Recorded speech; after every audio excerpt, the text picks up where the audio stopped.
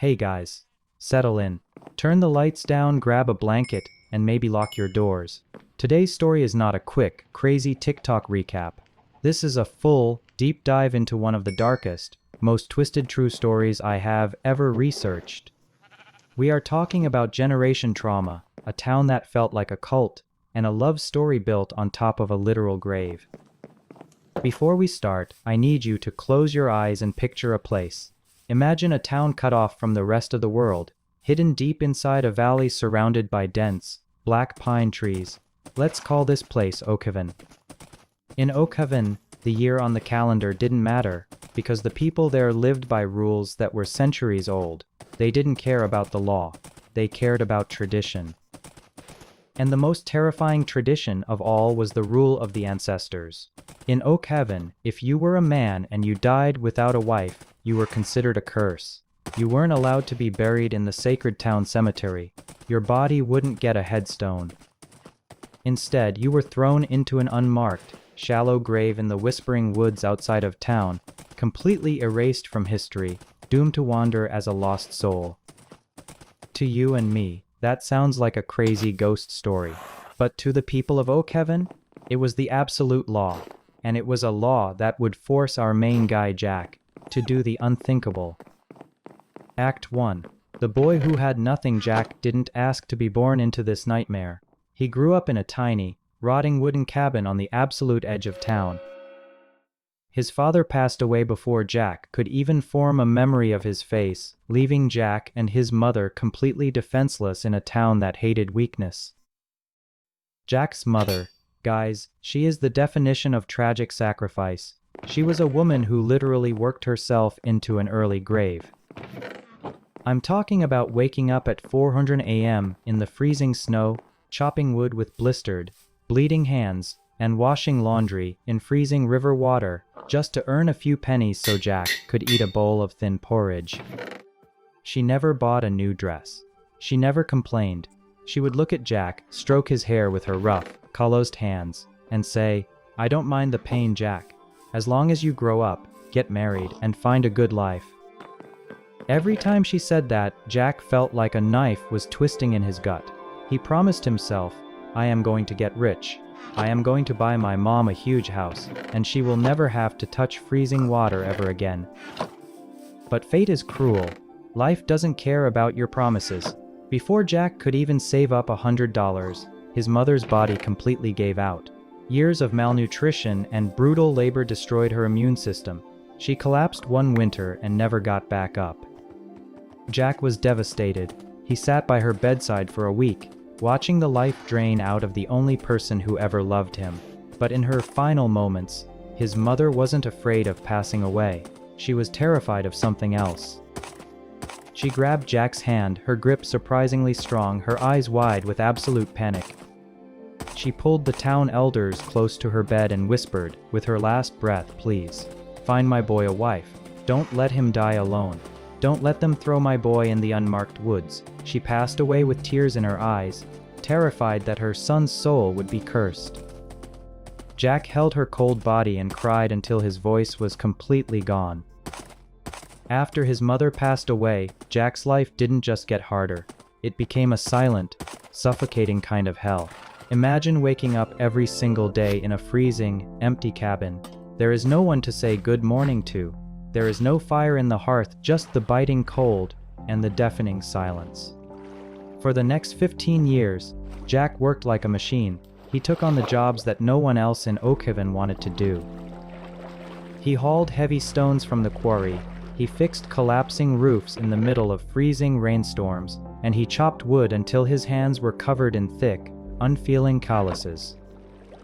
He was trying to outrun his poverty, but in a town like Oak Haven, if you were born at the bottom, the system was designed to keep you there. By the time Jack approached his late 30s, he was officially considered a lost cause. In that era, a man in his late 30s without a wife was viewed with intense suspicion. When Jack walked through the town square, people didn't just ignore him, they actively avoided him. Mothers would pull their children away. The local men would whisper and point, calling him the cursed bachelor who was destined for the unmarked graves in the woods. The psychological toll of this extreme isolation was crushing. Jack would sit on his porch at night, looking out into the pitch-black woods, terrified that his mother's dying fear was going to come true. He was going to die alone and his soul would be erased. The town elders, feeling a twisted sense of obligation, finally approached him. They didn't bring him a good match. They brought him an ultimatum. They told Jack he needed to marry a local widow, a woman notorious for being incredibly vicious. Rumor had it she had emotionally tormented her first husband until his heart gave out. The elders basically said, "Beggars can't be choosers, Jack. Marry the monster, or rot in the woods." But Jack, despite his absolute desperation, still had a shred of dignity. He looked the elders in the eye and refused. He chose the risk of the unmarked grave over a lifetime of daily, waking torture. But fate has a very dark sense of humor. Just weeks after Jack rejected the widow, a strange, chilling rumor drifted into Oakhaven from a neighboring settlement. A family in the next valley over had just suffered a catastrophic tragedy. Their daughter, a young girl named Lily, had suddenly fallen ill and passed away. She was only 13 years old. Her parents were completely shattered. In their grief, they became obsessed with the idea that Lily's soul would be lonely in the afterlife. So, they were desperately looking for a man to participate in an ancient, highly taboo ritual, a posthumous proxy marriage. They were willing to pay a small dowry to any man who would legally bind himself to their deceased daughter's spirit. When Jack overheard the women at the town well gossiping about this, he froze. His mind immediately flashed back to his mother's deathbed, her pale, bony fingers gripping his arm, her final breathless plea, "Don't let them throw my boy in the woods." Jack realized this was his only way out. If he married the deceased girl, he would legally have a wife. He would bypass Oakhaven's cruel rule. He would secure his plot in the sacred cemetery, right next to his parents. So, Jack did something that most people would find completely horrifying. He packed a small bag, walked miles to the neighboring town, and knocked on the grieving parents' door. He offered to be the groom. The ceremony. Guys, the ceremony is something straight out of a gothic nightmare. There was no celebration. There was no white dress, just a dark, freezing room lit by a few flickering candles. Jack stood alone at the altar, wearing a cheap, borrowed suit. Beside him, resting on a small wooden pedestal, was a cold, heavy porcelain urn containing Lily's ashes. Jack repeated the vows to a piece of pottery. He signed the registry. In the eyes of the law and the old traditions, this 30-something-year-old man was now forever bound to a girl he had never met, a girl who no longer existed in the physical world.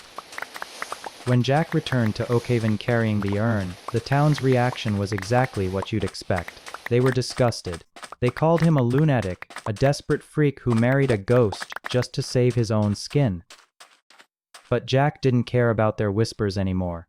That night, he walked to the sacred cemetery. He placed the urn carefully into the earth, right beside his mother's grave. He knelt in the dirt, the freezing wind whipping against his face, and he whispered, "I did it, Mom. I'm safe. You don't have to worry about me anymore." He had survived the town's cruelest rule, but he had no idea that this dark, desperate choice was going to come back and completely shatter his reality years later. Jack had secured his grave, but he suddenly realized something terrifying. He was only 38 years old, and he was already waiting to die. The urn was safe in the ground, but he was still living in a freezing cabin, completely ostracized by the town. He realized that Oakhaven was a graveyard for the living. So, he did something no one expected. He packed a single bag, locked his rotting cabin, and walked out of the valley. For the next 3 years, Jack completely vanished. He traveled deep into the northern mountains and found work on a massive, isolated botanical farm run by a reclusive expert. This wasn't just farming. This was the science of cultivating highly rare, incredibly expensive medicinal herbs that only grew in harsh conditions. Jack threw himself into the work. He studied the soil, the moisture, the root systems. He worked 18-hour days, turning his grief and isolation into absolute mastery of the trade. When he finally returned to Oakhaven 3 years later, he wasn't the broken, cursed bachelor anymore. He was a man with a plan. He took his barren, useless plot of land on the edge of town and completely transformed it. While the rest of the town was growing cheap potatoes and wheat, Jack was harvesting premium medicinal roots. At the end of his first harvest, a merchant caravan came through and bought his entire crop for absolute top dollar. Overnight, Jack became the wealthiest man in Oakhaven. He tore down the rotting cabin and built a massive, sturdy farmhouse. And the hypocrisy of the town, it was disgusting. The exact same elders who had treated him like a diseased rat a few years ago were suddenly knocking on his new oak door, bringing baskets of fruit and offering to introduce him to their lovely nieces and daughters. Jack saw right through them. He slammed the door in their faces. He had built his wealth, but his house was still completely empty. He had accepted that he would live the rest of his life as a rich, lonely man. But the universe had a different plan. It started happening in late autumn. One evening, Jack came back from the fields, his boots covered in mud, expecting to walk into a dark, cold house. But as he stepped onto the porch, he noticed something sitting on the wooden bench. It was a cloth bundle. He cautiously untied it. Inside was a pair of thick, incredibly well-made winter boots. The stitching was meticulous, completely reinforced around the soles. Next to the boots was a small jar of preserved vegetables and 2 warm, freshly baked loaves of bread. Jack was completely paralyzed. In Oakhaven, nobody did anything for free. He thought it was a trick from one of the greedy families trying to win his favor, but there was no note, no name. He brought the items inside. He tried the boots on, and guys, they fit perfectly. Not just kind of fit, they were tailored exactly to his measurements. The hair on the back of Jack's neck stood up. Someone had been watching him closely enough to know his exact shoe size. A week later, it happened again. Jack had accidentally torn his heavy work jacket on a fence. He left it on the porch overnight to clean it the next day. When he woke up and opened the door, the jacket was perfectly mended. The tier was stitched together with absolute precision, and folded neatly on top of it was a new pair of wool socks. This wasn't just charity. This was genuine, silent care. For a man who hadn't felt the warmth of another human being since his mother died, this tore him apart.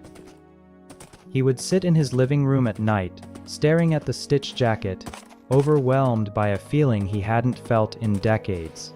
He felt loved, but he was also terrified. Who was the phantom on his porch? Jack couldn't take the suspense anymore. He had to know who was doing this. He tried setting traps. He would stay up late, watching out the window, but he would always fall asleep, and the next morning, fresh food would be sitting there. The person was incredibly stealthy, almost like a ghost. Finally, Jack came up with a foolproof plan. He loudly announced to the local merchant that he was leaving town for 2 days to buy supplies.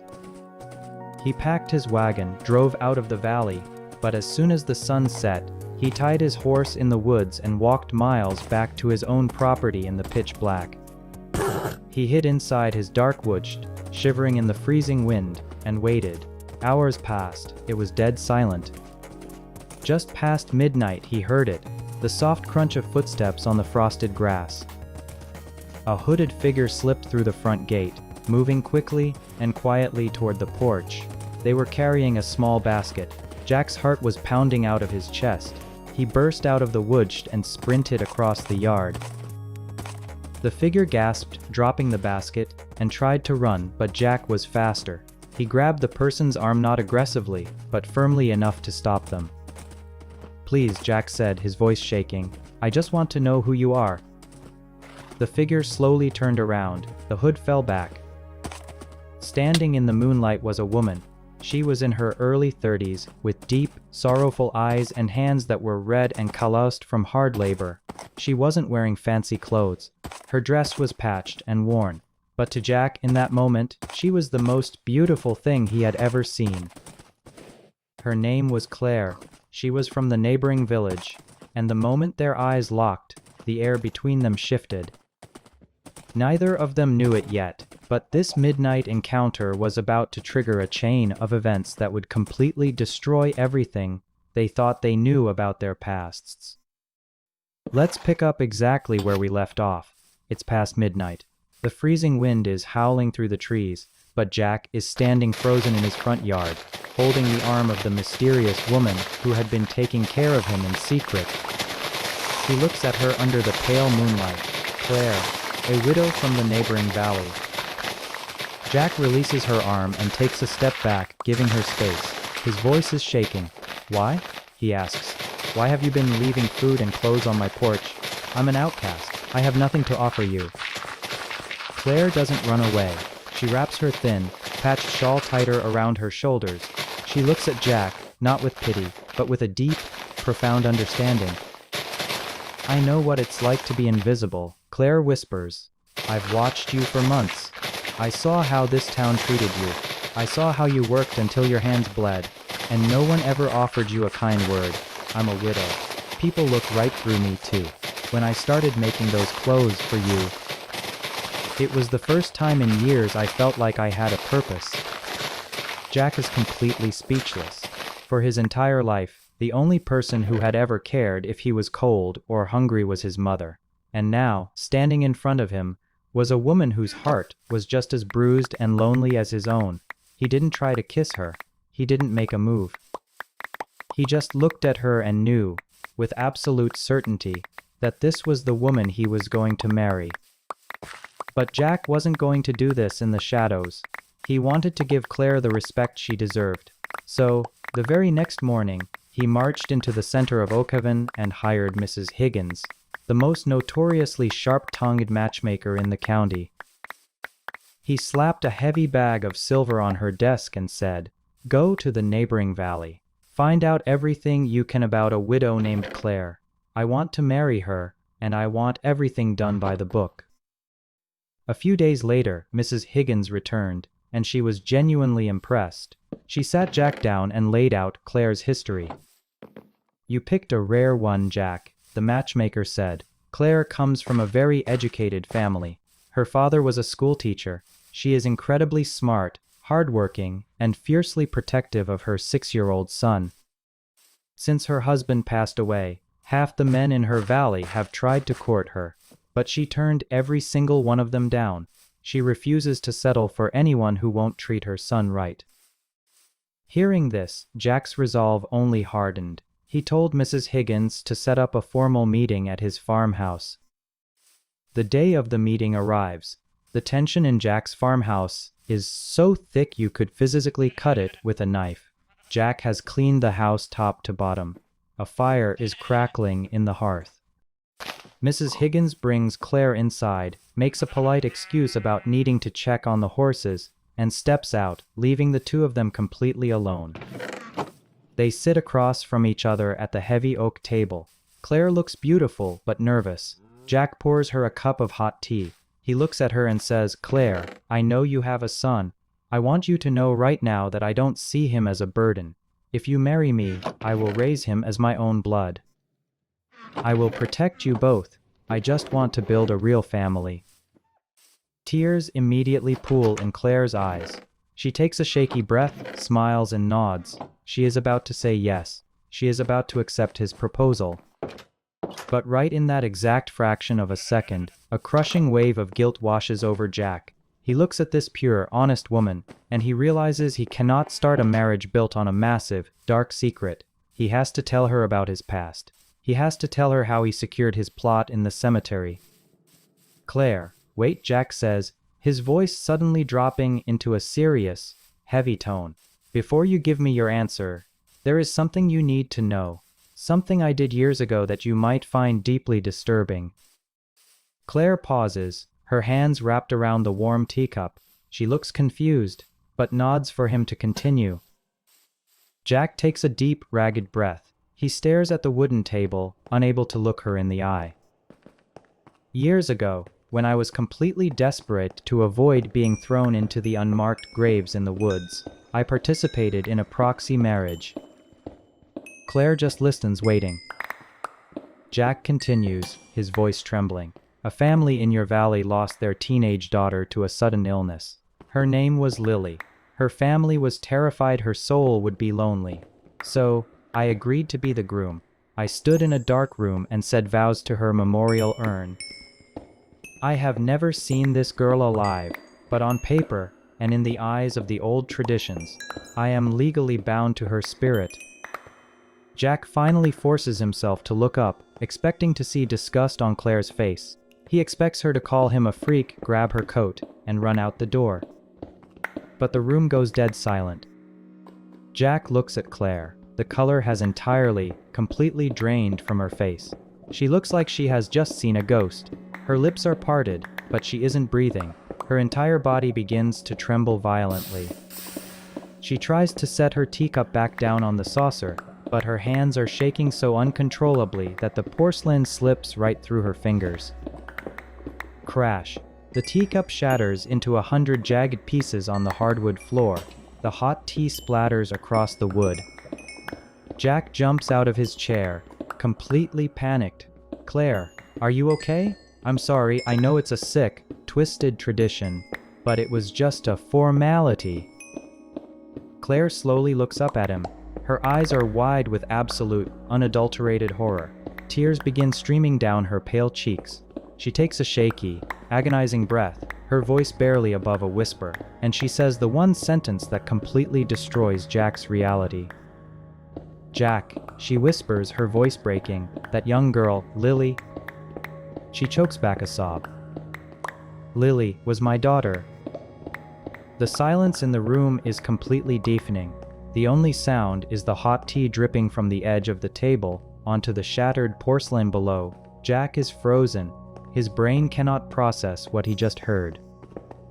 The woman sitting in front of him, the woman he is deeply, madly in love with, is technically his mother-in-law in the eyes of the town's ancient laws. Claire covers her face with her trembling hands.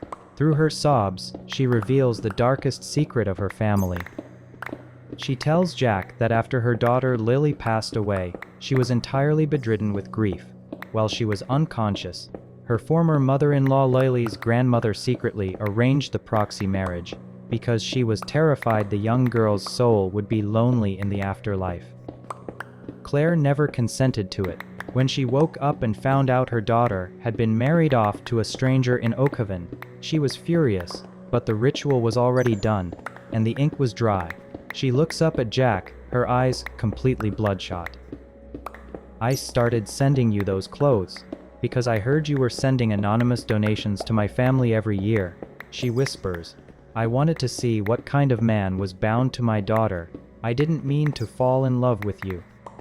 I didn't mean for any of this to happen. Unable to bear the overwhelming guilt and the twisted reality of their situation, Claire stands up, tears streaming down her face, and runs out of the farmhouse into the freezing night. Jack is left standing alone in the wreckage of his living room, his heart completely shattered. For the next 3 days, Jack does not sleep. He does not eat. He just sits in his dark house, staring at the embers in the fireplace. The taboo is massive. If he pursues her, they will be the laughing stock of the entire county, condemned by every moral code the valley holds dear. But Jack realizes something crucial. He has already spent his entire life being punished by Oakhaven's rules. He is done playing their game. He leaves his house and walks to the edge of town to find the oldest, most respected elder in Oakhaven, a man who had seen generations of this town's toxic traditions. Jack sits down and spills everything. The proxy marriage, the secret admirer, the horrific revelation. He expects the elder to cast him out, but the old man just looks at him for a long, quiet moment. Jack, the elder says slowly, life is a blink of an eye. Those proxy marriages and cemetery rules, they are rigid laws made by dead men. You and Claire are alive. The dead do not need your suffering. Follow your heart, and do not let the fear of judgment rob you of your only chance at a real family. Hearing those words, the chains that had been wrapped around Jack's mind for decades suddenly snapped. He knew exactly what he had to do. Jack rides straight to the neighboring valley and asks Claire to marry him. But the moment the news breaks, absolute chaos erupts. Claire's former mother-in-law loses her mind. She storms into Claire's house, shaking with absolute rage, pointing her finger right in Claire's face. "Are you completely shameless?" she screams. "You are marrying your dead daughter's husband. You are an absolute disgrace. How will you ever face Lily in the afterlife?" But Claire, who had been quiet and submissive her entire life, finally snaps. She looks her mother-in-law dead in the eye and refuses to back down. "You forced that marriage behind my back." Claire fires back, her voice shaking but firm. "Jack and Lily never even met. I have sacrificed my entire life for this family. I have never lived for myself. For the first time, I found a good man who actually cares about me. I am marrying him, and I do not care what you or anyone else thinks." Meanwhile, back in Oakhaven, the town council summons Jack to the main hall. The head councilman looks at him with pure disgust. "If you marry this woman, you are breaking the moral code of this valley. We will strip you of your clan name. We will banish you from Oakhaven forever." For a guy who spent his entire life terrified of being kicked out of the town and banned from the sacred cemetery, this was the ultimate threat, but Jack just smiles. He looks at the councilman and says, "Banish me. Erase my name. I will gladly leave. Just leave my parents' graves alone. That is my only condition." And just like that, Jack walked away from the town that had tormented him his entire life. Jack and Claire had a very small, quiet wedding. There were no toxic townspeople, no judgmental elders. Just a few genuine friends who actually supported them. Jack kept his promise. He took Claire and her son, moved to a new piece of land on the absolute outskirts of the valley, and built an incredible life. The town gossips kept talking trash for years, whispering about the cursed couple every time they walked by. But Jack and Claire literally did not care. They ignored the whispers, focused entirely on their farm, and eventually had children of their own, building a massive, loving family. They proved that the only shoes that fit are the ones you choose to wear, regardless of what anyone else thinks. This story is an absolute emotional roller coaster, but the lesson is so incredibly powerful. Never let outdated, toxic traditions or the fear of what other people think dictate your happiness. The people judging you are not the ones living your life. You only get one life, so you better be brave enough to live it for yourself. Thank you guys so much for sticking with me through this massive deep dive. Make sure to hit that subscribe button for more intense, true stories, and I will catch you in the next one. Stay safe out there.